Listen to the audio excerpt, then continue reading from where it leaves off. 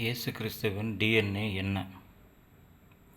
இயேசு கிறிஸ்துவின் டிஎன்ஏ என்ன?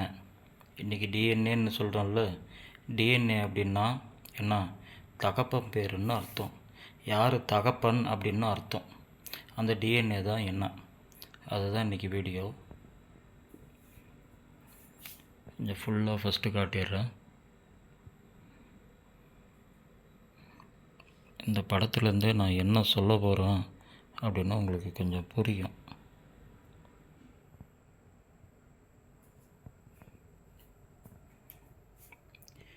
பிதாவாகிய தேவன் எங்கே இருக்கிறாரு? அவர் பரிசுத்தர். அவர் ஒளியாக இருக்கிறாரு, ஆவியாக இருக்கிறாரு. அவர் சேரக்கூடாத ஒளியில் வாசம் பண்ணுகிறவராக இருக்கிறாரு. என்ன? அவருடைய இன்னொரு ஒளி சவுண்டு, அந்த வார்த்தைக்கு பேர் கிறிஸ்து, இல்லை அபிஷேகம் பண்ணப்பட்டவர். அந்த தன்னுடைய வார்த்தைக்கு பேர் அவர் கொடுக்குற பேர். நம்ம கொடுக்கல, மனுஷன் யாரும் கொடுக்கல. கொடுக்கல. இதா தன்னுடைய இப்போ நான் பேசுகிறேங்க, என்னுடைய வார்த்தைக்கு என்ன வரும்? என்னுடைய பேரே தானே வரும், கோவிந்தராஜ் அப்படின்னு தானே வரும். என்னோடய வார்த்தைக்கு ஃபஸ்ட்டு வார்த்தை தான் இருந்துச்சு, ஃபஸ்ட்டு ஒளி தான் இருந்துச்சு, ஃபஸ்ட்டு ஆவி தான் இருந்துச்சு. ஃபஸ்ட்டு அந்த வார்த்தை வருதுன்னா, இப்போ நான் என்னை பார்க்காம இந்த வீடியோவில் என் வாய்ஸை மட்டும்தான் கேட்குறீங்க. என் பேர் கோவிந்தராஜ் அப்படின்னு சொல்கிறேன், ரைட்டுங்களா? அந்த வார்த்தையே பேசிக்கிட்டு இருக்குது. எது? பழைய ஏற்பாடு புத்தகத்தில் ஃபுல்லாக வார்த்தையே பேசின்னு இருக்குது. வார்த்தையாகிய தேவன் வித்தவுட் ஃப்ளஷ், மாம்சத்தில் ஆபிரகாம் கிட்ட பேசுகிறாரு. என்ன 2-3 தீர்க்கதரிசிகள்கிட்ட என்ன தேவதூதர் மாதிரி பேசிட்டு போகிறாரு. ஆனால் சரீரம் கிடையாது, சரீரம் மாதிரி ஆத்மா. ஏன்னா ஆத்மா அந்த பபுள்ஸில் பேசிட்டு போகிறாரு. யார்? பிதா. ஒளி கொண்ட இந்த பிதா சிருஷ்டிகர்த்தா எனர்ஜி பேசிட்டு போகிறாரு அந்த காலத்தில். ஸோ சர்வமும் படைக்கப்பட்ட பிறகு கடைசியாக சர்வமும் படைத்த பிறகு என்ன மனுஷர்களாகிய நம்மளை படைக்கிறாரு. நம்மளை படைக்கிறாருன்னு ஏன் சொன்னோன்னா, நம்மளுடைய பாட்டன் யார்? ஏன்னா பாட்டி யார்? ஆதாம் ஏவாள்.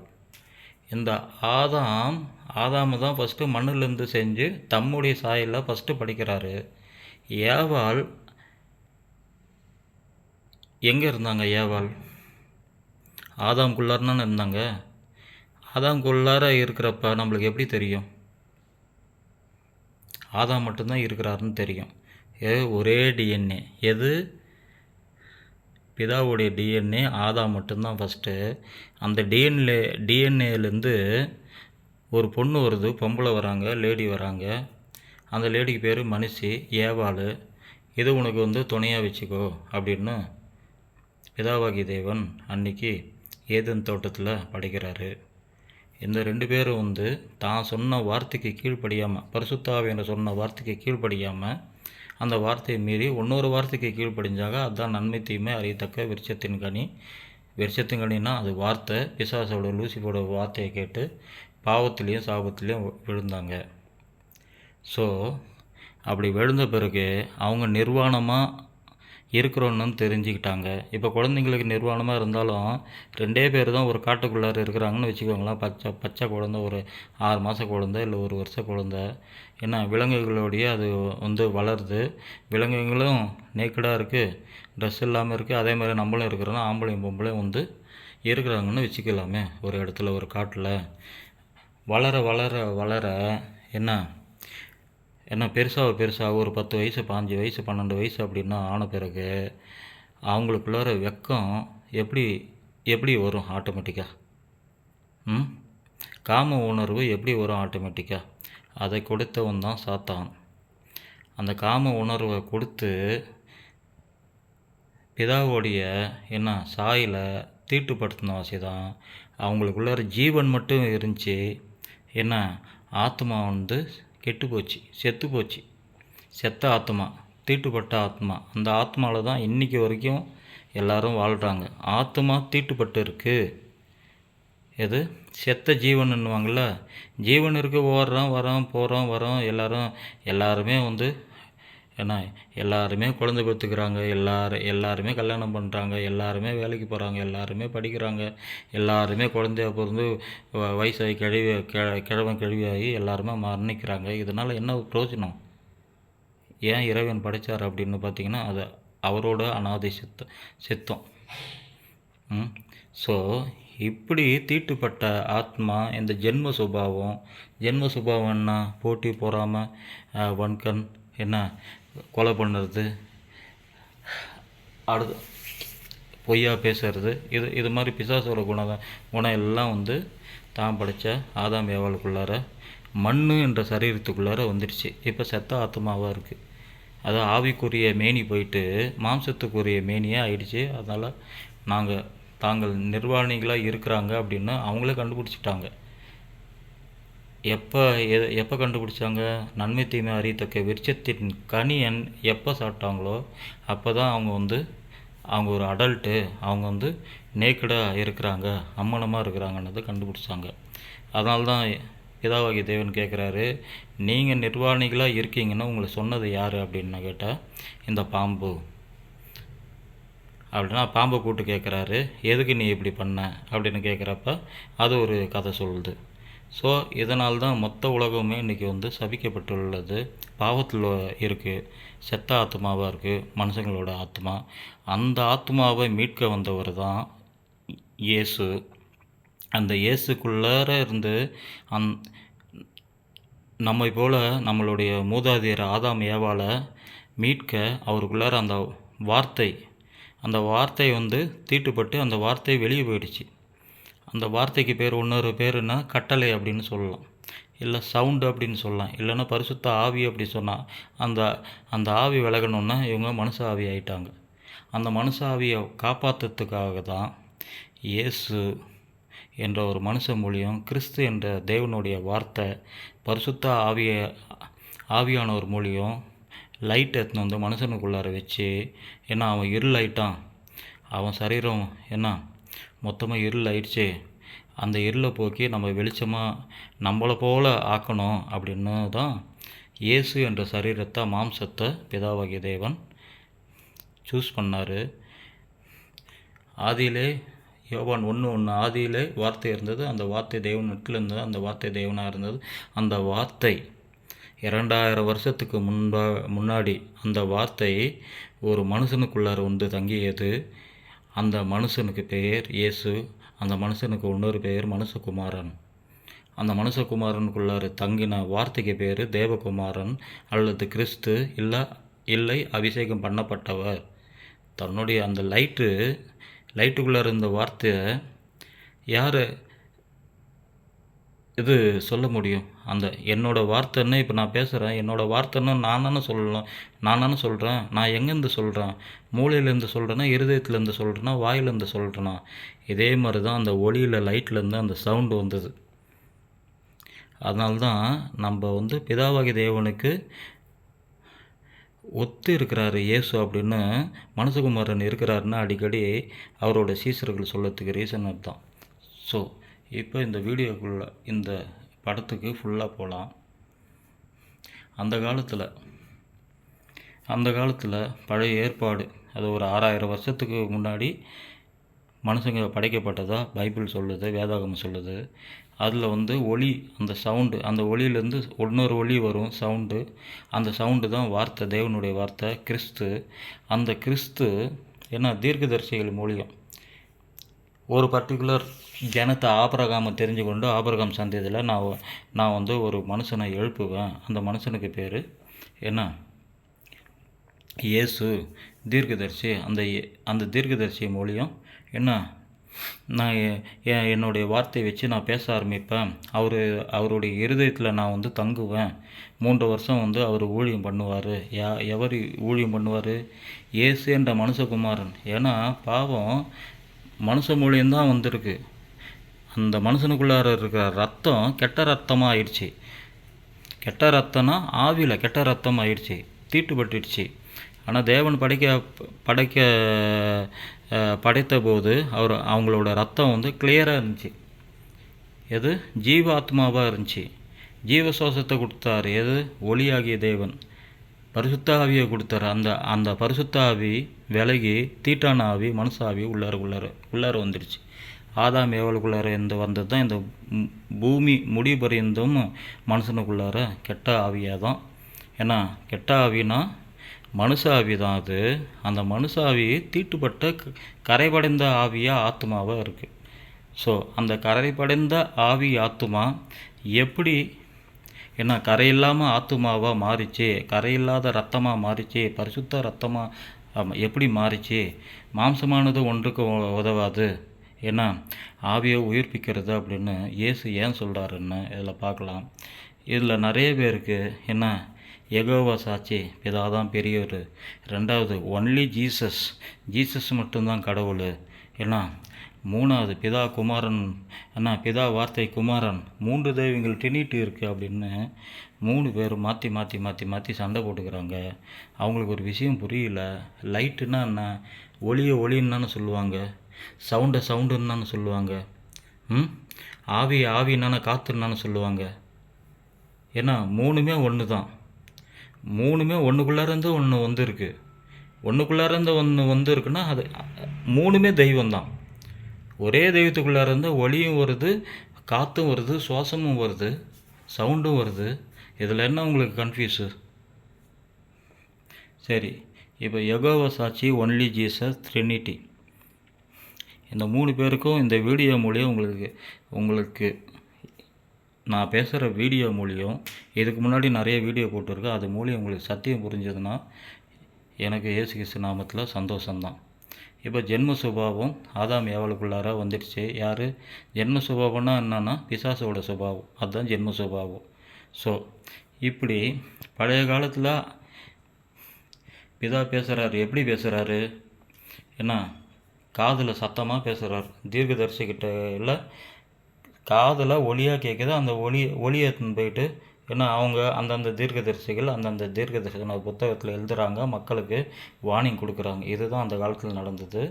சம்டைம்ஸ் கிறிஸ்துன்றன்னு தேவனுடைய வார்த்தை, அவர் எப்படி மனுஷ ரூபத்தில் இருக்கிறாரு, ஆனால் மனுஷன் கிடையாது. மனுஷ ரூபத்தில் இருக்கிறாரு, தெய்வ ரூபத்தில் இருக்கிறாரு, ஆனால் ஃப்ளெஷ்ஷு கிடையாது. ஒரு ஷேடோ மாதிரி இருந்து அந்த ஷேடோக்குள்ளே இருந்து சவுண்டு வருது. அப்படி பேசின ஆள் தான் ஆபிரகாம்.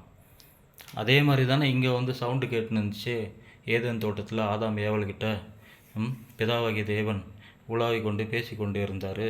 இவங்கக்கிட்ட பேசுனது யார்? கிறிஸ்து. அவருக்கு பிதாவுக்கு இன்னொரு பேர் என்ன? கிறிஸ்து, இல்லைன்னா தேவனுடைய வார்த்தை, இல்லைன்னா அபிஷேகம் பண்ணப்பட்டவர் தானே. ஸோ இப்போ பிதா பெரியவர். பிதா என்ற ஒளியிலிருந்து பரிசுத்த சேரக்கூடாத இடத்தில் வாசம் பண்ணுகிற தேவன் பிதா எப்படி தீட்டுப்பட்டவன்னா நம்மளுக்குள்ளார வாசம் பண்ணுவார். அதுதான் இந்த வீடியோவோட சாராம்சம். இப்போ ஒளியிலேருந்து அந்த வார்த்தை வருது, தேவனுடைய வார்த்தை வருது. இப்போ ஆதாம் ஏவாள் தீட்டுப்பட்டு என்ன ஜென்ம சுபாவம் ஃபுல்லாக அப்படியே என்ன பாஸ்ஓவர் ஆகுது. யாருக்கு? மக்களுக்கு பாஸ்ஓவர் ஆகுது. மக்களுக்கு பாஸ்ஓவர் ஆகுது. எப்படி ஆகுதுன்னா இந்த பாருங்கள், டிஎன்ஏ இதுலேருந்து போகலாம். அதாவது மனுஷன் படைக்கப்பட்டது 6000 வருஷத்துக்கு முன்னாடி அப்படின்னு பைபிள் சொல்லுது. அது பிரகாரம் தான் நான் பேசுகிறேன். இப்போ 2025, இப்போ 6000 வருஷத்துக்கு முன்னாடி நாம் எல்லோரும் எங்கே இருந்தோம், நம்மளோட டிஎன்ஏ என்ன, அப்படியே நீங்கள் மேலே வந்தீங்கன்னா மனிதன் படைக்கப்பட்ட 6000 வருடம் முன்பு 2 பேர்கள், அதாவது ஆதாம் ஏவாள் மட்டும்தான் இருந்தாங்க. அந்த ஆதாம் ஏவாள் எங்கே இருந்தாங்க? ஏதேன் தோட்டத்தில் இருந்தாங்க. ஸோ இந்த மக்கள் பிறந்து இப்படி டிஎன்ஏ, இந்த டிஎன்ஏ ஃபுல்லாக இன்றைக்கி டிஎன்ஏன்றோம், அன்றைக்கி எப்படி சொல்லியிருப்பாங்கன்னு தெரில. இந்த டிஎன்ஏவை அதுக்கு தான் இயேசு பேசுகிறப்ப சொல்கிறாரு, ஆபிரகாம் என்னை காண வேண்டும் என்று ஆசைப்பட்டான். ஆபிரகாம் எங்கே இருக்கிறாரு? ஆதாம் ஏவாளுக்கு அப்புறம், நோவாக்கு அப்புறம், மோசேக்கு அப்புறம் இங்கே மோசேக்கு முன்னாடி இங்கே இருக்கிறாருன்னு வச்சுக்கோங்களேன். எங்கேருந்து சொல்கிறாரு? மனுஷங்கிட்ட. இங்கே இருக்கிற மனுஷங்கிட்ட. இப்போ நீங்களும் நானும் தான் 2000 வருஷத்துக்கு முன்னாடி இங்கே உட்காந்து அவரோட பிரசங்கத்தை கேட்குறேன்னு வச்சுக்கோங்களேன். ஜீசஸோட பிரசங்கம் 30 வயசில் அவர் பிரசங்கம் பண்ணின்னு இருக்கிறாரு. ஆதாமை கண்டேன் அப்படின்னா, ஏன்னா உனக்கு என்ன 50 வயசு கூட ஆகல, அதுக்குள்ளே ஆபிரகாம் எப்படிடா காண்றா அப்படின்னு கேட்டால் அவர் டிஎன்ஏ மூலியம் போயிட்டு இங்கே இருக்கிற ஆபிரகாமை வந்து மீன் பண்ணுறாரு. இது யார் மீன் பண்ண முடியும்? இயேசுக்குள்ளார இருக்கிற கிறிஸ்து. ஏன் கிறிஸ்து கிறிஸ்து அப்படின்னு சொல்கிறேன்னா, கிறிஸ்துக்கு இன்னொரு பேர் தேவனுடைய வார்த்தை. ஏன்னா அந்த வார்த்தை மூலம்தான் நம்ம எல்லாம் பரிசுத்த மாக்கப்படுறோம். எப்படி மாக்கப்படுறோன்றது தான் இயேசு. இந்த சாபமாக பாவமாக ஒரு ஜனமாக ஒரு குழந்தையாக பிறக்குது, பாவத்தில் தான் பிறக்குது. அந்த பாவம் எங்கேருந்து வந்தது? ஆதாம் ஏவாள்கிட்ட இருந்து வந்தது. அந்த இந்த ஜெனரேஷன், இந்த கர்ஸு இதை போக்குறதுக்கு தான் பிதாவாகிய தேவன் உபாகமம் 18:18 மோசேயிடம் பிதா என்ன சொன்னார்? உன்னை போல ஒரு தீர்க்கதரிசி மாம்சத்தில் பிறந்த மோசேயை போலவே எழும்ப பண்ணுவேன்னா என்ன? மண்ணிலேருந்து எழுப்புறதா? இல்லை இயேசுவை போல் ஒரு கன்னி பிள்ளை பெறுவா? அப்படிலாம் சொல்ல. அதாவது மீனிங் எழுதப்படும் போது அவங்கவுங்களுக்கு ஏற்ற மாதிரி பைபிள் எழுதப்பட்டுடுச்சு. எழுதப்பட்டுடுச்சு. டிரான்ஸ்லேட் பண்ணுறேன்னு சொல்லி அது நிறைய மிஸ்டேக்கு பைபிளில் இருக்குது. உன்னை போல் ஒரு தீர்க்கதரிசியை எழும்ப பண்ணுவேன் அப்படின்னா பூமியிலேருந்து இல்லை ஆகாசத்துலேருந்து எழும்ப பண்ணுவேன்னு கிடையாது. ஓகேங்களா? மாம்சத்தில் எழும்ப பண்ணால் தான் மாம்ச சாபம் போக்க முடியும். அந்த மாம்சம் எப்படி கிளென்ஸ் ஆகும் அப்படின்னா, டிஎன்ஏ, அந்த தேவனுடைய வார்த்தை என்ற டிஎன்ஏ தீட்டுப்பட்டு இருக்குது. ஏதோ ஆதாம் ஏவாளுக்குள்ளார. அப்போ அது ஒரிஜினல் டிஎன்ஏவை திருப்ப கொடுக்குறார். அந்த வார்த்தையை தேவனுடைய வார்த்தையை கிறிஸ்துவ பிதாவான அந்த லைட்டு இயேசுக்குள்ளார உபாகமம் 18:18 சொன்னபடி மோசே, நீ இஸ்ரவேல் ஜனங்கிட்ட போய் சொல்லு, உங்கள் சகோதரர் நடுவிலே நான் ஒரு தீர்க்கதரிசியை உன்னை போல எழுப்புவேன். அவருடைய வாயில் என்னுடைய வார்த்தையை வைப்பேன், அவருடைய இருதயத்தில் என்னுடைய வார்த்தையை வைப்பேன். அந்த வார்த்தைக்கு செவி கொடுக்கிறவன் ரட்சிக்கப்படுவான், செவி கொடுக்காதவன் மரணத்தை அடைவான் அப்படின்னு இந்த லைட்லேருந்து இந்த தேவனுடைய வார்த்தை என்ற கிறிஸ்து மோசேக்கிட்ட பேசுகிறாரு. அப்படின்னா என்னன்னா பிதா பேசுகிறாருன்னு அர்த்தம். இப்போ மாம்சத்தில் இயேசு பிறன்ட்டாரு. இதுக்கு முன்னாடி என்னுடைய வீடியோ போய் பார்த்துட்டு வந்துடுங்க. இவர் மாம்சத்தில் யாருக்கு பிறந்தார்? தனியாக கன்னி மரியாள் வயிற்றில் பேர்ட் ஆஃப் காடு பிறக்கலை. அவருடைய வித்து கிடையாது.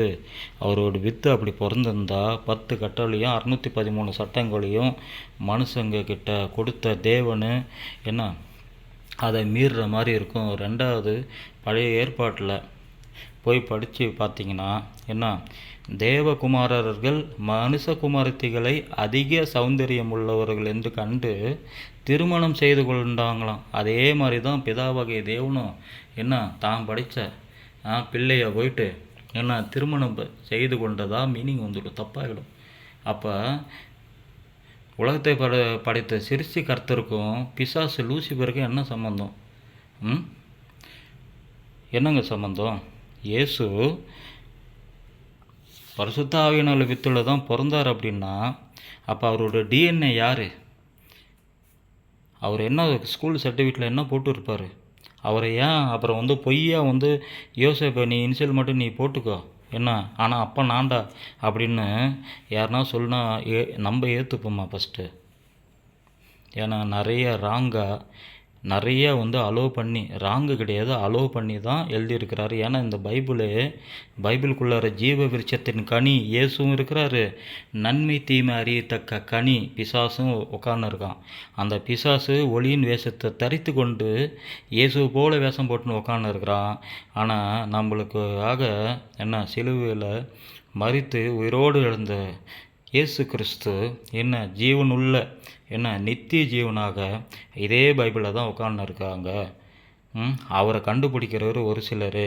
பிதா ஒருவனை இழுத்து கொள்ளாவிட்டால் அவன் என்னிடத்தில் வரான். அதே மாதிரி பிதா குமாரனை ஒருவருக்கு தெரியப்படுத்த விரும்பினால் அப்போ தான் அவங்களுக்கு தெரியப்படுத்துவாங்க. அதே மாதிரி குமாரனும் யாருக்கு பிதாவை வெளிப்படுத்தணுமோ அதுக்கு சித்தமானால் மட்டுமே அவங்களுக்கு வெளிப்படுத்துவார். அதே மாதிரி தான் இந்த வீடியோ பார்க்குறவங்க இதுக்கு முன்னாடி போட்ட வீடியோலாம் பார்த்துட்டு இயேசுவோட பிறப்பு ஜோசப்புக்கும் மரியாளுக்கும் மாம்சத்தில் பிறந்த பாவத்தில் பிறந்த, ஏன்னா அதனால தானே பாவ சந்ததி வருது. இவர் பிதாவாகிய தேவன் என்ன சேரக்கூடாத ஒளியில் வாசம் பண்ணுகிறவர். சேரக்கூடாத ஒளியில் வாசம் பண்ணுகிறவர். ஏன்னா அவரோட அந்த சேரக்கூடாத ஒளின்னா அப்போ நிறைய ஒளி தீட்டுப்பட்ட ஒளியாக தானே இருக்குது, களங்கமான ஒளியாக தானே இருக்குது. இது பரிசுத்தமான ஒளி இல்லை. அந்த ஒளி எப்படிங்க? ஏன்னா தான் படைத்த பிசாசு லூசிஃபருக்காக பயந்துக்கிட்டு என்ன, எப்போ நான் பண்ணது நான் படைத்த மக்கள் தவறுட்டாங்க, ஏன்னா அதனால் என்னை மன்னிச்சிடு அப்படின்னு பிதா கேட்டார்னா, அப்போ அவர் வல்லமுள்ள தேவன் இல்லையே, அக்னி பச்சிக்கிற அக்னி போல உள்ள தேவன் பிதா இல்லையே. இந்த குருட்டாட்டம் தான், இந்த மாய்மாலம் தான் இந்த பைபிளுக்குள்ளார இருக்குது. அதை கண்டுபிடிச்சிங்கன்னா உங்களுடைய ஆவிக்குரிய கண்கள் திறக்கப்பட்டுடும்.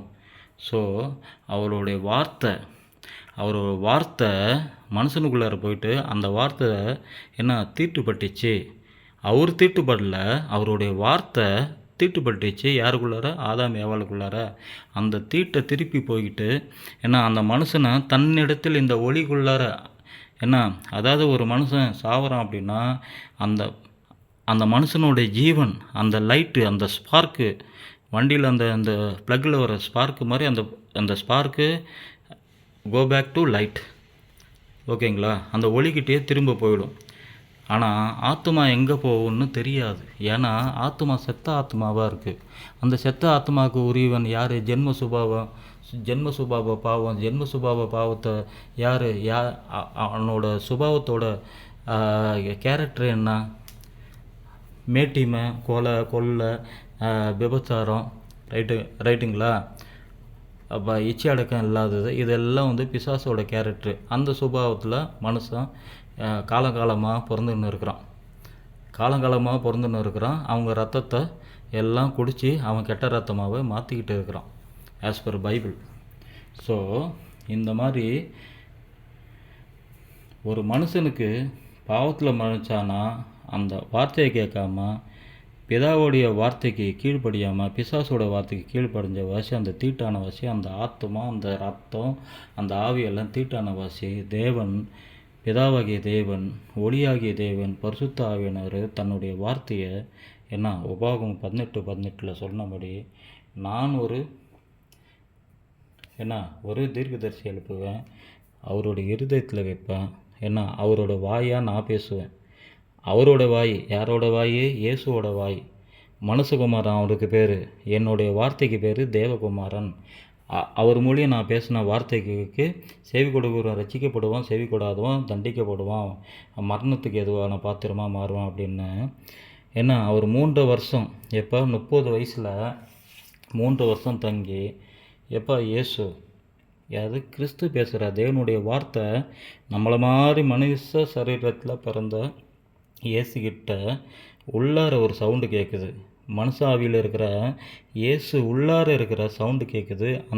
அந்த சவுண்டுக்கு பேர் கிறிஸ்து, தேவனுடைய ஆவி, பரிசுத்த ஆவி, பிதாவாகிய தேவன், ஒளியாகிய தேவன், சேரக்கூடாத ஒளியில் வாசம் பண்ணுகிறவருடைய அந்த வார்த்தை சவுண்டை இவருக்கு ரெஃப்ளெக்ட் பண்ணுது.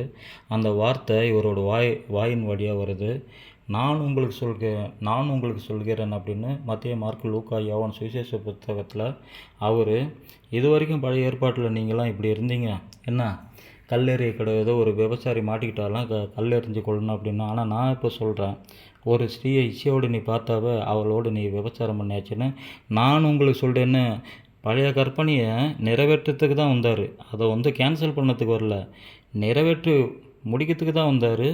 அப்படி முடிக்கிறதுக்கு முன்னாடி தான் நான் சொல்கிறாரு, புதிய கற்பனை நான் ஒன்று தரல, பழைய கற்பனையே தான், ஆனால் அதோட சாராம்சம் நான் கண்டுபிடிச்சிட்டேன் அப்படின்னு மனுஷகுமாரன் இயேசு தேவகுமாரன் என்ற வார்த்தை அந்த ஒளிக்கிட்ட பிதாவாகிய தேவனை நான் கண்டுபிடிச்சிட்டேன், நான் ஏற்றுக்கிறேன், மனுஷ சாபத்துக்காக பாவத்துக்காக என்ன நான் வந்து முதற் பலனாக இருக்கிறேன் அப்படின்னு இந்த மனுஷன் ஒளியிலேருந்து வார்த்தையிலேருந்து படைக்கப்பட்டது தான் சர்வ உலகமும். மொத்த உலகமும் இந்த வார்த்தை க்ரீன் கலரில் போட்டிருக்கோம் பார்த்தீங்களா, தேவனுடைய வார்த்தை மூலியம்தான் படைக்கப்பட்டது. அவர் ஆதியிலே இருந்தார். யாரோடு இருந்தார்? தேவனோடு இருந்தார். யார் அவர்? அந்த வார்த்தை அவர் தான் தேவன். அந்த வார்த்தை மனுஷனில் சாபத்தில் பிறந்த இயேசு மனுஷகுமாரன். சாபத்தில் மனுஷன் மூலியம் இதே வார்த்தையை வைத்து கிளென்ஸ் பண்ணுறாரு. வார்த்தையை கேட்காத வாசி தான் இவன் தீட்டுப்பட்டான். ஃபஸ்ட்டு ஆதாம் தீட்டுப்பட்டாப்புல. ரெண்டாம் ஆதாமாகிய இயேசு அதே வார்த்தையை வைத்து கிளென்ஸ் பண்ணுறாரு. அதோட டீட்டெயில் தான் இங்கே எழுதியிருக்கேன். ஃபஸ்ட்டு ஆதாம்னால பாவம் இந்த உலகத்துக்குள்ளார வந்தது. ஃபஸ்ட்டு ஆதாம் எப்படி இருந்தான்? பரிசுத்தமாக இருந்தான். தீட்டான பிறகு கருப்பாச்சு, செத்த ரத்தமாக ஆயிடுச்சு, படைப்பு தீட்டானது. செகண்ட் ஆதாமு மனித ஆவி ப்ளஸ் தேவ ஆவி, தேவ வார்த்தை கிறிஸ்து, இது எல்லாமே ஒன்று தான். 4000 years ago பாவத்தில் தான் இயேசுவும் பிறந்தார். ஆனால் அவர் எப்படி வின் பண்ணார், எப்படி பிசாசு தோற்கடித்தார் அப்படின்னா, தேவனுடைய வார்த்தையை வச்சு தோற்கடித்தார், கிறிஸ்துவ வச்சு தோற்கடித்தார். அவர் பாவத்தை பாராத சுத்த கண்ணன். அவர் பாவத்தில் தான் பிறந்தார். ஒரு விபச்சார இடத்துல ஒரு குழந்தை பிறக்குது, அது ஆணோ பொண்ணோ, ஆனால் அது விபச்சாரம் பண்ணலை. கடைசி வரைக்கும் அது விபச்சாரம் பண்ணாமல் அங்கே இருக்கிற மக்களெல்லாம் திருத்திட்டு இது பாவம்னு சொல்லித்தராரு பார்த்தீங்களா. அந்த பொசிஷனில் தான் இயேசு வந்து இயேசுக்குள்ளே இருந்து கிறிஸ்து இயேசுக்கு போதிச்சு 40 நாள் உபவாசம் இருந்து பரிசுத்த ஆவியானால, தேவனுடைய ஆவியானால வனாந்தரத்துக்கு எடுத்துன்னு போய்பட்டு, இயேசுவே நீ கரெக்டாக கண்டுபிடிச்சா. பழைய ஏற்பாட்டிலையும் புதிய ஏற்பாட்டிலையும் நான் சொன்னதோட ஆழம் என்னென்னா அன்பே பிரதானம். ஆனால் இவனுங்க அன்பே பிரதானன்றதை எடுத்துக்காமல் தப்பு பண்ணால் ஒரு 100 ரூபாய் கொடுத்தா ஆண்டவர் நம்மளை மன்னிச்சிருவாருன்ற தப்பான எண்ணம் கொண்டு இருக்கிறாங்க. ஆனால் மனுஷனாக பிறந்த இயேசுன்ற நீ அன்பு பிரதானம் அப்படின்னு கண்டுபிடிச்ச வச்சு தான் சொல்கிறாரு, இவர் என்னுடைய நேசகுமாரன் அப்படின்னு. 30ஆம் வயசில் யோவான் ஸ்நானகன்கிட்ட போயிட்டு தண்ணீரில் ஞானஸ்தானம் வாங்குறப்ப இவர் என்னுடைய நேசகுமாரன் அப்படின்றாரு. அதனால்தான் அவர் போதிக்க மகனே இயேசு, நம்ம எல்லாருமே மகன்தான், லூசிஃபரும் மகன்தான். மகனே இயேசு, நான் சொல்லது இப்போ எழுது. நான் உனக்குள்ளார 3 வருஷம் தங்க போகிறேன்ல, இப்போ எழுது. அந்த 10 நீ கண்டுபிடிச்சிட்டில்ல அன்பே பிரதானன்னு 2 கட்டளையை சுருக்குடா மகனே அப்படின்னு சொன்னோன்னா, மனுஷகுமாரனுக்குள்ளார தேவகுமாரன் மனுஷகுமாரனுக்குள்ளார தேவகுமாரன் பிதா பரிசுத்த ஆவியானவர் பேசி அந்த 2 கமாண்டாக மாற்றுறாரு. அதான் முதலாவது உன்னுடைய பிதாவை தேடி, 2வது உன்னை போல பிறரை நேசி அப்படின்னு. அப்படி நேசித்து பழைய ஏற்பாட்டில் எல்லாரும் பிதாவை எப்படி பார்த்தாங்கன்னா, ஆபிரகாம்லேருந்து எல்லாரும் எப்படி பார்த்தாங்கன்னா அரசன் அடிமை. சொல்லுங்கள் அடிமை கேட்குறேன் ஆண்டவரே சொல்லுங்க அப்படின்னு.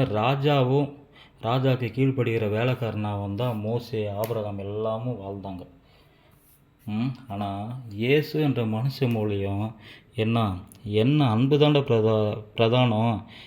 நீங்கள் 10 கட்டளையும் 613 நியாயப்பிரமாணமும் நீங்கள் கடைப்பிடிக்கிறீங்க. அதில் பிதாவாகிய தேவன் சொல்லியிருக்கிறது அன்புடா, அதை உங்களுக்கு தெரியலையாடா மடப்பசங்களா அப்படின்னு இயேசு சொல்லி கொடுத்த வாசி தான் அவர் மேலே அவ்வளோ வெறுப்பாகி அவர் நானே தேவன் அப்படின்னு பேசுகிறாரு. ஏன் பேசுகிறாரு அப்படின்னா, அவர் மனுஷ ஆவிக்கு இடம் கொடுக்காம. மனுஷ ஆவி என்ன பண்ணணும்? இப்போ நீங்கள் நான்லாம் மனுஷங்க பேசுகிறோம். கண்களின் நீச்சை, மாம்சத்தின் நீச்சை, ஓகேங்க, இந்த உலக லௌகீக கவலை இதெல்லாம் நம்ம படுறோம்ல. அவர் அந்த மனுஷ ஆவிக்கு கொஞ்சம் கூட ஒரு டாட்டு கூட இடம் கொடுக்காம கிறிஸ்து என்ற தேவ ஆவிக்கு, தேவ வார்த்தைக்கு, பரிசுத்த ஆவியானவருக்கு இடம் கொடுத்து உம்முடைய சித்தம். மனுஷகுமாரனுக்கு அதுக்கு தான் சொல்கிறாரு, மனுஷகுமாரனுக்கு சகல அதிகாரம் கொடுக்கப்பட்டுள்ளது. இருந்தாலும் பிதாவின் சித்தத்தை செய்யவே நான் இந்த பாத்திரத்தில் இந்த பாத்திரமாகவே நான் பிறந்திருக்கேன் அப்படின்னு மனுஷ ஆவியில் இயேசு பேசுகிறாரு. மனுஷ ஆவிக்குள்ளார இருந்து கிறிஸ்து பேசுகிறாரு. என்னை கண்டவன் பிதாவை கண்டான். பிலிப்புவே, நாத்தான்வேலே, பேதுருவை என்னை யாருன்னு சொல்கிறாங்க? நீ உண்மையிலே பிதாவாகிய தேவனிடத்தில் வந்த நித்திய நித்திய ஜீவன் கிறிஸ்துவ அப்படின்றாப்புல. யார்? பேதுரு. அதிலே சில பேர் அவர் பேதுரு என்ன சொல்கிறாரு, சில பேர் என்னை யாருன்னு கேட்குறாங்க, பேதுரு என்னை யாருன்னு சொல்கிறாங்க. சில பேர் உங்களை எலியா தீர்க்கதரிசி, எலிசா தீர்க்கதரிசி, யோவான் ஸ்நானக தீர்க்கதரிசி அப்படின்னு சொல்கிறாங்க சில பேர். என்ன நீ என்ன சொல்கிற அப்படின்னா, நீ உன்னதத்துலேருந்து வந்த என்ன கிறிஸ்துவே, நித்திய ஜீவனுள்ள கிறிஸ்துவே அப்படின்றார். இயேசுவேன்னு சொல்லலை, அவருக்குள்ளே இருந்த கிறிஸ்துவை, அந்த தேவனுடைய வார்த்தையை பேதுரு கண்டுபிடிச்சார். இதனால்தான் இந்த ஒன்லி ஜீசஸ்ஸு, இந்த யோகோவா சாட்சி, அப்புறம் பிதா குமாரன் வார்த்தை அப்படின்னு ஒவ்வொருத்தரும் இன்றைக்கி சண்டை போட்டுன்னு உட்காந்துருக்காங்க. ஸோ இப்போ இந்த இயேசு என்ற மனுஷ மொழியும் அவர் பாவத்தில் பிறந்த அவர் மட்டும் பரிசுத்தமாக பிறந்தாருன்னா இந்த பாவத்தோட லிங்க் எப்படிங்க? இவரை ஜஸ்ட்டு விசுவாசிச்சா போதும் அப்படின்னா என்ன? அந்த ரத்தம் எங்கேருந்து வந்தது? அந்த ரத்தம் தீட்டுப்பட்ட ரத்தம் எப்படிங்க கிளின்ஸ் ஆகும்? அதை ஆதியிலே ஆதாம் ஏவாளுக்கே பண்ணிட்டு இருக்கலாமே. ஏன்டா பிசாசு நீ ஏமாத்திட்டியா அப்படின்னு பிசாசை சாவடிச்சுட்டு, பிசாசோட ஆத்மாவை சாவடிச்சுட்டு ஏன்னா அப்பயே மாற்றிட்டு போயிருக்கலாமே. ஏன் அதை பண்ணலை? அவர் சேரக்கூடாத ஒளியில் வாசம் பண்ணிக்கிறவரிடம் அவரோட படைப்பு தான் தீட்டுப்பட்டு இருக்கு. அந்த படைப்பை அந்த தீட்டுலேருந்து எடுத்து தீட்டு இல்லாமல் காட்டுறதுக்கு தான் தீட்டுப்பட்டதுலேருந்தே ஃபஸ்ட்டு ஆதாமும் பரிசுத்தமாக இருந்தோமோ பரிசுத்தத்தை இழந்தான். ரெண்டாம் ஆதாமும் பரிசுத்தம் இல்லாமல் பிறந்து பரிசுத்தத்தில் வாழ்ந்து பரிசுத்தத்துக்காக மறித்தால் நீ பழைப்படாவுன்னு பிதாவாகிய தேவன் அவருக்கு வாக்கு கொடுத்துருக்கிறாரு. அதனால தான் கேட்டார், பிதாவே பிதாவே என்னை ஏன் கைவிட்டீங்க அப்படின்னு அழுவத்துக்கு ரீசன் மனுஷகுமாரன் இயேசு கலங்கினார். அவருக்குள்ளே இருந்த கிறிஸ்து என்ற தேவனுடைய வார்த்தை ஸ்டாப் ஆயிடுச்சு. எது? சவுண்டு ஸ்டாப் ஆயிடுச்சு. ஜீசஸ் என்றவர் ஒரு ஸ்பீக்கர் ஆன் பண்ணால் ஒயரு கனெக்ஷன் கொடுத்து ஆம்பை ஆன் பண்ணால் அந்த ஆம்பு யார்? லைட்டு, ஒளி. அந்த ஆம்பு லைட்டு அங்கேருந்து ஒயரில் எடுத்துன்னு இந்த ஸ்பீக்கர் பாக்ஸ், ஜீசஸ் அந்த ஸ்பீக்கர் பாக்ஸு கொடுக்குறாங்க. அந்த ஸ்பீக்கர் பாக்ஸு அங்கே என்ன இன்புட்டோ அந்த இன்புட்டை இங்கே அவுட்புட்டாக தள்ளுது. அந்த அவுட்புட்டாக தள்ளுனதுக்கு பேர் தான் 2 கமாண்டு நியூ டெஸ்டமெண்ட். மத்தேயு, மார்க்கு, லூக்கா, யோவான், அதுதான் நியூ டெஸ்டமெண்ட். அதில் அவர் என்னெல்லாம் பேசியிருக்காரோ அதுக்கு கீழ்ப்படிஞ்சால் தான் ரட்சிப்பு, இல்லைன்னா சிச்சிப்பு. ஸோ இப்போ ஜீசஸோட டிஎன்ஏ டெஸ்ட் பண்ணால் அந்த டிஎன்ஏல ஜோசப் மரியாளுக்கு அப்படின்னு இருக்குமா, இல்லை தேவனுடைய வார்த்தை கலந்துருக்குமா? அப்படி தேவனுடைய ஆவி தான் கலந்துருக்கு அப்படின்னா 10 கட்டளையும் 613 நியாய பிரமாணமும் இஸ்ரவேல் மக்களுக்கு பிதாவாகிய தேவன் கொடுக்க வேண்டிய அவசியமே இல்லை. ஏன்னா அதை ஃபாலோ பண்ணுறவங்க தான் இஸ்ரவேல் ஜனங்கள். அந்த இஸ்ரவேல் கோத்திரத்தில் வரவங்க தான் மரியாளும் ஜோசப்பும். அவங்களுக்கு அப்போ தேவையில்லையே. கன்னி மரியாள் வயிற்றில் பிறக்க போகிறது எப்பயோ பிறந்துட்டு இருக்கலாமே. எதுக்கு இத்தனை வருஷம், இத்தனை சந்ததி? தாவீதின் குமாரனே என எண்ணப்பட்டார், காணப்பட்டார், யோசேப்பின் மகனாக எண்ணப்பட்டார். எதுக்கு இப்படிலாம் இவ்வளோ கதைகள் எதுக்கு பைபிளில்? அந்த சத்தியத்தை தெரிஞ்சுக்கணுன்னா இந்த பைபிளை எழுதுனவர்கிட்ட போய் கேளுங்க. அதுக்குள்ளார ஜீவ விருட்சத்தின் கனி இயேசுவும் உட்கார்ந்து இருக்கிறார், நன்மை தீமை விருட்சத்தின் கனி பிசாசும் அவருடைய வேஷத்தை போட்டுக்கிட்டு உட்காந்து இருக்கிறான். அதனால்தான் வேடுக்கு வேடு ஒரு புத்தகமும் சுவிசேஷ புத்தகமே பயங்கர கன்ஃபியூஸாக இருக்கும். அதை தாண்டி அப்போஸ்தலர்கள் புத்தகத்தை போய் பார்த்தீங்கன்னா அதுக்கு மேலே கன்ஃபியூஸ் இருக்கிற மாதிரி இருக்கிறதுக்கு காரணம் உள்ளார 2 இயேசு இருக்கிறாங்க. நல்ல இயேசு நீங்கள் கண்டுபிடிக்கிறீங்களா? நல்ல இயேசு மாதிரி இருக்கிற கெட்ட இயேசு நீங்கள் கண்டுபிடிக்கிறீங்களா? ஸோ இந்த ஸ்பீக்கருக்கு இதுக்கு பதில் இந்த ஜீசஸ் ஸ்பீக்கர் என்னது அவுஜா ஸ்பீக்கர், பிலிப்ஸ் ஸ்பீக்கர்னு போட்டுக்கோங்க. எந்த ஸ்பீக்கர் கொடுத்தா என்னங்க? ஒயர் வேணும், ஆம்பு வேணும், ரெக்கார்டிங் வேணும். அந்த ரெக்கார்டிங் எங்கேருந்து வருது? இந்த ஆம்புலேருந்து வருது. அந்த ஆம்புக்கு அந்த ரெக்கார்டிங் வரணும்னா அதுக்கு ஒயர் வேணும், பவர் வேணும். இந்த பவரு, ஒயரு, கனெக்ஷனு, ஸ்பீக்கரு, ஆம்பு எல்லாமே சேர்ந்தது தான் இந்த சத்தியம். இப்படி எடுத்துக்கிட்டிங்கன்னா தான் இப்போ செத்து போன ஜீவனற்ற ஜீவன் இருக்குது, ஆனால் செத்து போயிருக்கு, செத்த ஆத்மாவாக இருக்குது. அதை கிளென்ஸ் பண்ணணும்னா யார் வேணும்? உம்முடைய வசனமே எனக்கு சத்தியம், உம்முடைய வசனமே எனக்கு கால்களுக்கு தீப விளக்கு அப்படின்னு பழைய ஏற்பாட்டில் தாவீது ராஜா சொல்கிறாரு. அந்த வசனத்து மூலியம்தான் இயேசு தன்னை ஃபஸ்ட்டு கிளென்ஸ் பண்ணிக்கிறதுக்காக யோவான் ஸ்நானகன்கிட்ட போயிட்டு என்ன போய் இது மாதிரி நான் பண்ணணும் அப்படின்றாரு. யோவான் ஸ்நானகன் யாரை பார்த்து பேசுகிறாரு? இயேசுக்குள்ளே இருக்கிற கிறிஸ்துன்ற டிஎன்ஏவை பார்த்து, தேவனுடைய வார்த்தையை பார்த்து பேசுகிறாரு. ஆனால் அங்கே சுற்றி உள்ளவங்களுக்கு எப்படி தெரிஞ்சிருக்கும் அவர் இயேசுக்கிட்ட பேசுகிறாருன்னு இருக்கும். இயேசு மனுஷ ஆவியில் இருக்கிறாரு, அந்த மனுஷ ஆவிக்கிட்ட பேசலை. இயேசுக்குள்ளார இருக்கிற தேவனுடைய ஆவி கிறிஸ்து பரிசுத்த ஆவியினர்கிட்ட யோவான் ஸ்நானகன் பேசினார்.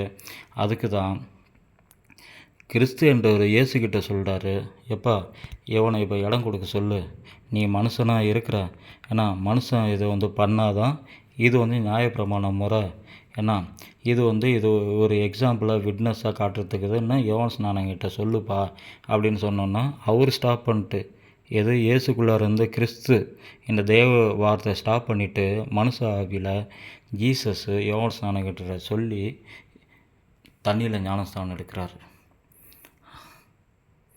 அதனால்தான் அவர் எடுத்து அவ்வளோ பாடுபட்டு தீர்க்க தரிசன புத்தகத்தின்படி சரி, ரைட்டுங்களா, நியாயப்பிரமாண புத்தகத்தின்படி சரி, எல்லா கற்பனை கட்டளையும் அவரே நிறைவேற்றி அந்த லாவை புதுசாக மாற்றுறான். இந்த லாவில் மரத்தில் தூக்கப்பட்ட எவனும் சபிக்கப்பட்டவன் என்பார்களாக என்ற தீர்க்க தரிசனத்தினால அவரை கொலை உண்டு. ஏன்னா அவர் யூதருக்கு மட்டும் தேவன் கிடையாது, புறஜாதிகளுக்கும் தேவன். அதனால் இந்த மாதிரி ஒரு டைரக்ஷனை பண்ணி இந்த மனுஷ மூலியம் பிதாவாகிய தேவனுக்கு 1000 நாமங்கள் உள்ளன. ஆனால் அதனால தான் எல்லா நாமத்துக்கும் மேலான நாமம் இயேசு என்ற நாமத்தை கொடுத்து மரணத்தை, யாருமே செத்து போனால் பிணம் என்ன ஆகிடும், நீ மண்ணாக இருக்கிறாய் மண்ணுக்கு திரும்புவாய் அப்படின்னு ஆதாம் ஏவாளை பார்த்து பிதாவாகிய தேவன் ஆதியாகமத்தில் 3:15 16 பேசினார். நீ மண்ணாக இருக்கிறாய் மண்ணுக்கு திரும்புவாய், நீ மண்ணை உண்பாயின்னு பிசாசுக்கிட்ட சொன்னார். செத்துப்போன ரத்தம், செத்துப்போன ஆத்மா எல்லாம் யார் தின்னுவான்? பிசாசு தின்னுன்னு இருக்கிறான். அன்றைக்கி லூசிபர் தின்னுட்டு இருக்கிறான். அதுதான் அந்த செத்துப்போன ஆத்மாவை தான் நீ அவங்ககிட்ட போயிட்டு மாட்டிக்கிட்டு நித்திய துன்பம் பெறுவீங்க, நித்திய துக்கம் அடைவீங்க. என்ன நீங்கள் ஏற்றுக்கிட்டிங்கன்னா, என்னுடைய வார்த்தையை கை கொண்டீங்கன்னா நீங்கள் சொர்க்கத்தில் என் கூட திருப்பி ஒளியாக இருப்பீங்கடா.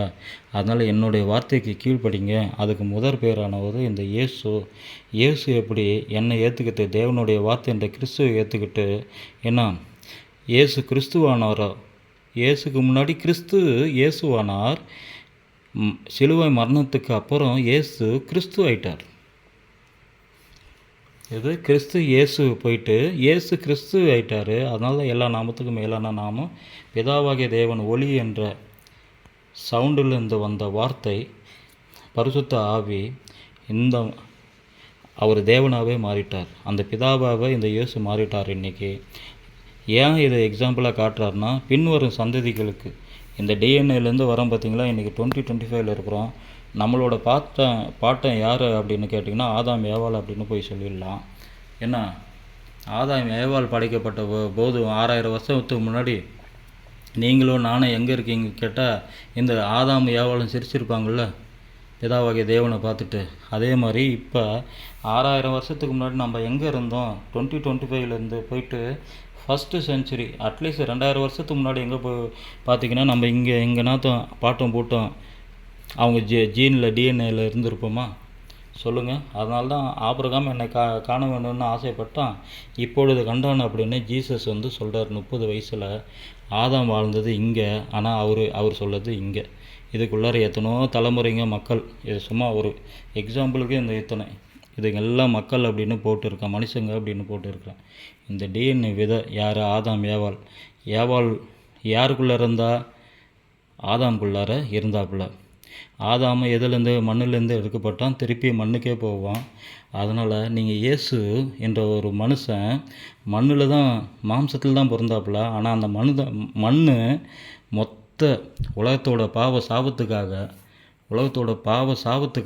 மொத்த பாவத்தையும் ஏற்றுக்கிட்டு அதாவது இஸ்ரவேல் முறைமைகள் படி, ஏன்னா பழைய ஏற்பாட்டில் கொடுத்த வேதத்தின்படி சரி, 10 கட்டளைக்கும் சரி, 613 நியாய பிரமாணம் அந்த நாட்டோட சட்டத்துக்கும் கீழ்ப்படிஞ்சு நடந்து, அவர் நாட்டோட சட்டத்தையும் பாதுகாத்து அதன்படி நடந்தார்.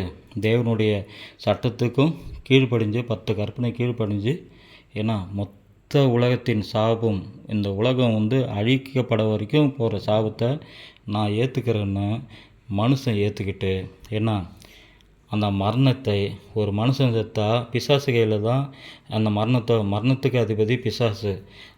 அவன் மரணத்துக்கு அதிபதி பிசாசு கையில் போயிட்டு, இந்த பர்றா நீ இந்த ஆதாம் ஏவாள்கிட்ட என்ன ஏமாற்றி, என்ன பிதாவோடைய ராஜ்யத்தை, பிதா கொடுத்த அந்த ராஜ்யத்தை, அரசாங்கத்தை நீ பிடிங்கிட்டு வந்த. இப்போ நான் அவருடைய வார்த்தையை கேட்டு 2ஆம் ஆதாம் ஆகிய இயேசு என்ற நான் என்ன அந்த ராஜ்யத்தின் திறவுகோலை, என்ன அந்த அரசாங்க பதவியை, அந்த கவர்னன்ஸை என்ன என்கிட்ட குர்றா அப்படின்னு பிடுங்கிட்டு, தன்னுடைய மரணத்தில் தன்னுடைய உயிரை விட்ட அடுத்த செகண்டு அந்த ஒளி, அந்த வார்த்தை, அந்த ஆவி திருப்பி இந்த மரணத்தை ஜெயிச்சு, இந்த இயேசு என்ற மாம்சம் மரணமாகாமல் அடுத்த செகண்டு உயிரோடு எழுப்பி அந்த பிசாசை தலையில் மெரித்து அவனை சங்கிலியால் கட்டி போட்டுட்டு வந்தவாசி தான் இந்த மாம்சத்தில் வந்த இந்த மனுஷகுமாரனுக்கு பேர். ஏன்னா இன்றைக்கி தேவகுமாரன், அன்றைக்கி மனுஷகுமாரன். 2000 வருஷத்துக்கு முன்னாடி அவருக்கு பேர் மனுஷகுமாரன், இன்றைக்கி தேவகுமாரன். தேவனும் அவர் தான், குமாரனும் அவர் தான், பரிசுத்த ஆவியானவர் அவர் தான், கர்த்தரும் அவர் தான், கிறிஸ்துவும் அவர் தான். ஆனால் 2000 வருஷத்துக்கு முன்னாடி அவர் வெறும் மனுஷகுமாரன். ஏன்னா நம்ம எல்லாமே வார்த்தை மூலியம் தான் படைக்கப்பட்டுள்ளது. ஏன்னா வார்த்தை மூலியம் தான் நம்ம எல்லோரும் படைக்கப்பட்டுள்ளோம். ஸோ அந்த ரத்தம் இங்கேருந்து வந்த இந்த பாவ சாபம் எல்லாமே எங்களுக்குள்ளார வருதா? யாரெல்லாம் இப்போ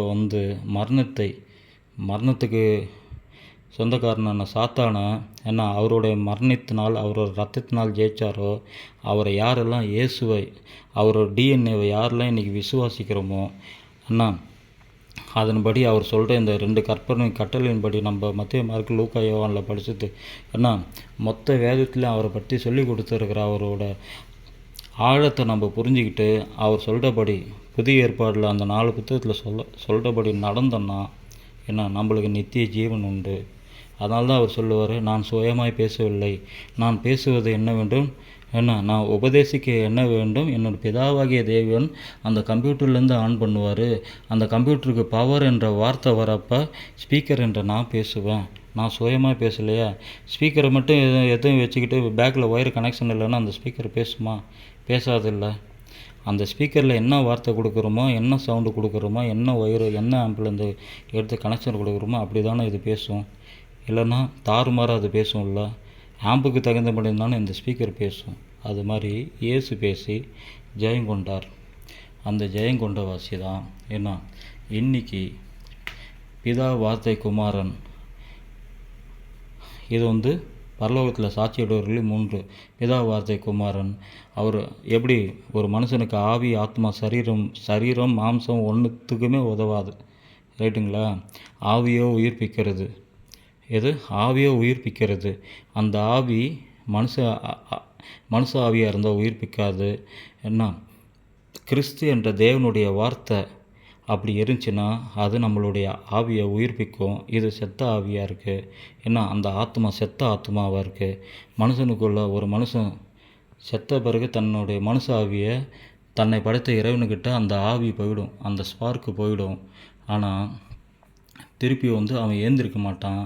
ஆனால் இங்கே இயேசுக்கிட்ட அந்த ஆவியை, மனுஷ ஆவியை ஒப்பு கொடுத்த பிறகு திருப்பி அவருக்கு இயேசுக்கிட்ட சொல்லியிருக்கிற பிதாவாகிய தேவன் அந்த லைட்டு சொல்லியிருக்கிறார், ஒளி சொல்லியிருக்கிறார், பரிசுத்த ஆவி சொல்லியிருக்கிறாரு, மனுஷகுமாரன் இயேசுவே நீ இதெல்லாம் செஞ்சு முடிச்சிட்டுனா நான் அடுத்த செகண்ட் ஒன்று உயிரோடு எழுப்பிடுவோண்டா அப்படின்னு சொன்ன பிறகும் ஏன் என்னை கைவிட்டீங்கன்னு ஏன் புலம்புறாருன்னா அது மனுஷனுக்கு இந்த பூமிக்கு உண்டான பாரம், வலி, துக்கம், வேதனை. அதனால தான் மனுஷகுமாரனாக இருந்து பிதாவே என்னை ஏன் கைவிட்டீங்கன்னா அவர் வருத்தப்பட்டு அழுதது ரீசன் இதுதான். மனுஷாவில் அழுதது. உள்ளார இருக்கிற தேவ ஆவி கிடையாது. தேவ ஆவி அவருக்கு ஆரம்பமும் இல்லை, முடிவும் இல்லை. அவர் இருக்கிறவராக இருக்கிறார். அவர் ஆதியும் அந்தமுமானவர், அல்பாவும் ஒமேகமானவர், முந்தினவரும் பிந்தினவரும் ஆனவர். அந்த முந்தினவர் பிதாவாக இருக்கிறார், பிந்தினவர் இயேசுவாக இருக்கிறார், இயேசுக்குள்ளார கிறிஸ்துவாக இருக்கிறார், இன்றைக்கி இயேசு கிறிஸ்துவாக இருக்கிறார்.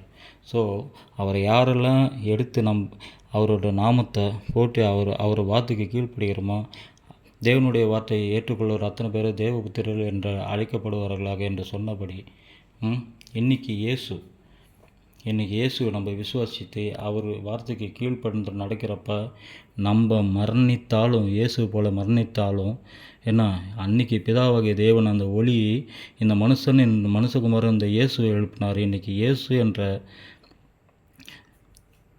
வார்த்தைக்கு அந்த பரிசுத்த ஆவிக்கு நமக்குள்ளார வாசம் செய்ய இந்த பரிசுத்த ஆவிக்கு கீழ்ப்பட்டு நடக்கிறப்ப நம்ம மரணித்தாலும் இந்த இயேசு என்ற நாமத்தில் உள்ள இந்த தேவ ஆவி நம்மளை பிதாவாகிய தேவனிடத்தில் எழுப்பி நம்மளை அங்கே கூட்டி கொண்டு சென்று போவார் என்பது தான் இந்த வீடியோவோட உள்ளான அர்த்தம், உள்ளான சத்தியம்.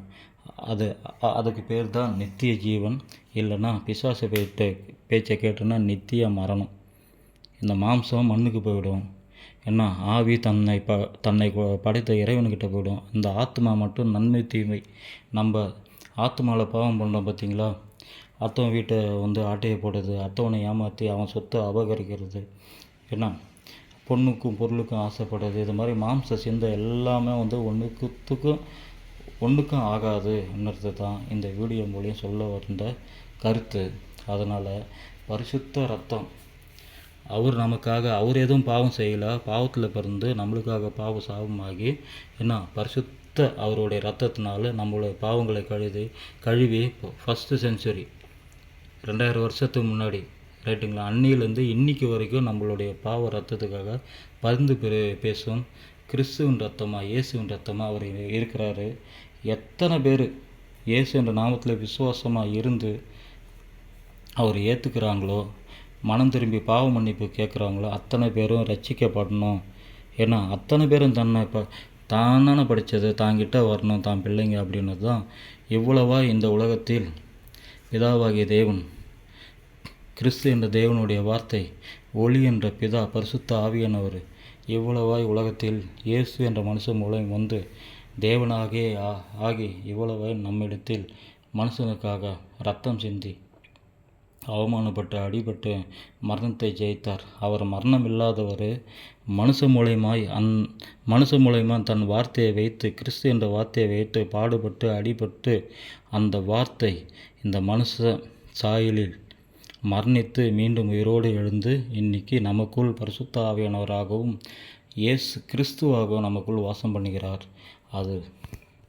அதுவே மெய்யான நித்திய ஜீவன். அந்த ஜீவனை கண்டறிபவர்கள் ஒரு சிலரே. பிதா ஒருவனை இழுத்து கொள்ளாவிட்டால் அவன் என்னிடத்தில் வரான் என்று கிறிஸ்து இயேசு அன்றைக்கி சொல்கிறார். அதே தான் நான் எப்பயும் சொல்கிறேன். இயேசு கிறிஸ்து ஒருவனை இழுத்து கொள்ளாவிட்டால் இந்த வீடியோ யாருக்கும் புரியாது என்பதை இந்த வீடியோ மூலம் நான் தெரிவித்துக் கொள்கிறேன். இந்த வீடியோ பார்க்குறதுக்கு முன்னாடி தயவுசெய்து எனக்கு முன்னால் வீடியோ போய் பார்த்துட்டு வாங்க. அப்போ தான் உங்களுக்கு புரியும். இல்லைன்னா தயவுசெய்து நான் பேசுகிறது, நான் படம் வரைஞ்சி காட்டுறது யாருக்கும் புரியாது அப்படின்னு இந்த வீடியோவில் சொல்லிக்கிறேன். இப்போ டிஎன்ஏ இயேசு யார்?